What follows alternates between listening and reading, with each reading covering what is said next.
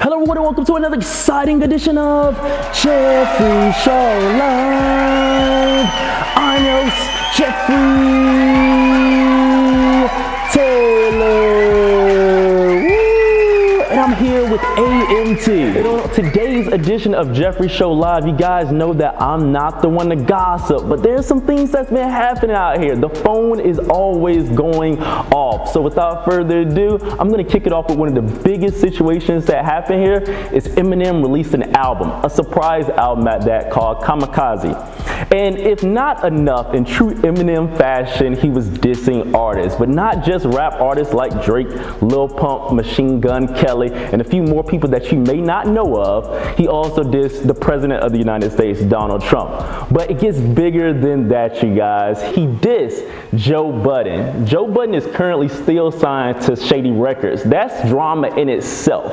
But this diss came on Joe Budden's birthday. Yes, Eminem had the balls to diss someone on their birthday. It went nationwide. It's arguably going to be the #1 album in America. But if it just keeps getting better, Joe Budden recently went to the Breakfast Club and he said that everything was cool on Eminem just the other day. So to his surprise, Eminem still throwing jabs after Joe Budden originally started this by saying what we all thought Revival was trashed by Eminem a few years ago. But now Eminem got the last word at the moment. And I quote him saying, "Somebody tell Budden before I snap. He better fasten it or have his body bag zipped." The closest thing he had to his is smacking.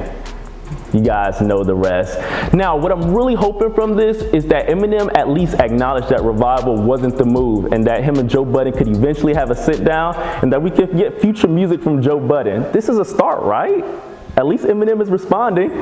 But we have plenty of more things to talk about on this end. We have Kanye West that recently went to the radio station and he apologized for the slavery comments. Now, his label mates and himself albums haven't did the best, so it's time to get the culture back. But this is the question I have for you guys. We had City Girls that recently made some homophobic remarks that resurfaced. We have Kanye West that recently said that slavery was a choice about a few months ago.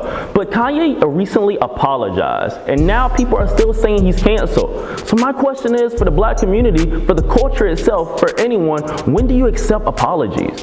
When are we just going to own up that someone made a mistake, or are we just going to continue to fault them? Like, if someone can't apologize, then what can they do then? Kanye West recently apologized. I say we take that to heed. You know, have a close eye on him, don't get me wrong, but at the same time, somebody apologize. Let's acknowledge that. Moving forward, I want to say, without further ado, Queen Aretha, the Queen of Soul, rest in peace.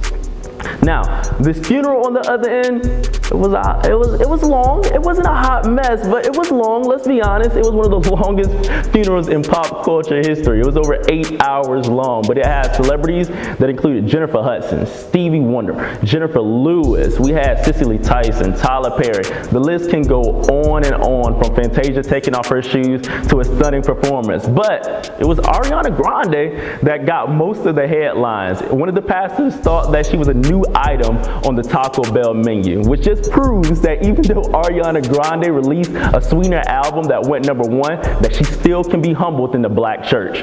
In a sense of that, we also had Ariana Grande that was allegedly, potentially inappropriately touched by the pastor as well. You guys saw the video. I'm even gonna roll the clip for you guys.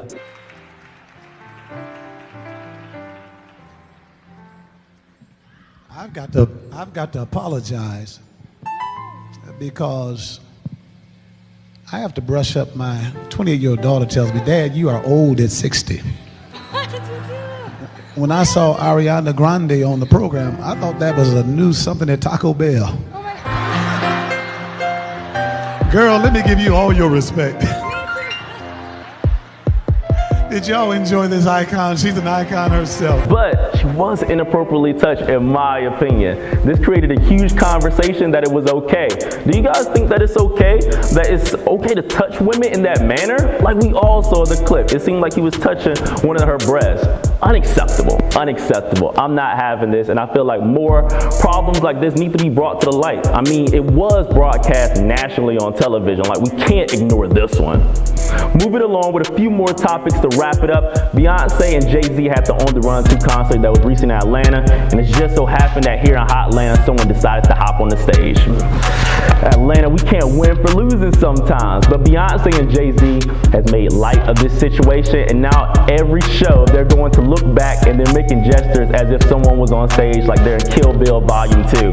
Now, it doesn't get any better than this, that the fans are purposely looking forward to what Beyonce and Jay-Z may do next. Now, I'm assuming that security has beefed up since the Atlanta show, but at the same time, some people, honestly, like Black Twitter, they're getting tired of it. Like, they think that it's starting to get kind of corny. So at the next show, we're gonna see if Beyonce and Jay-Z continue to act like a guest hopped on stage and behind him in a comedy manner. And in closing, one of the hottest trending topics right now is the queen of rap, in my opinion, Nicki Minaj. I hate to be biased, but easily she's making headlines with Freedom by Harriet Tubman, and the list can go on as these artists continue to bring up slavery. But at this time, Nicki Minaj was asked a recent question: what did she think about a Ladies Night remix? And her response was simply, she has no beef with anybody. They hate her. And I think that she's referring to Remy Ma, Cardi B, and Lil' Kim. So if all three of them could coincide in a sense with Nicki Minaj for a Lady Nights remix, that can be really historic and could be something really beautiful for the rap culture. Thank you guys so much for watching, and I'm gonna get you guys later on another exciting edition of Jeffrey Show Live here on AMT.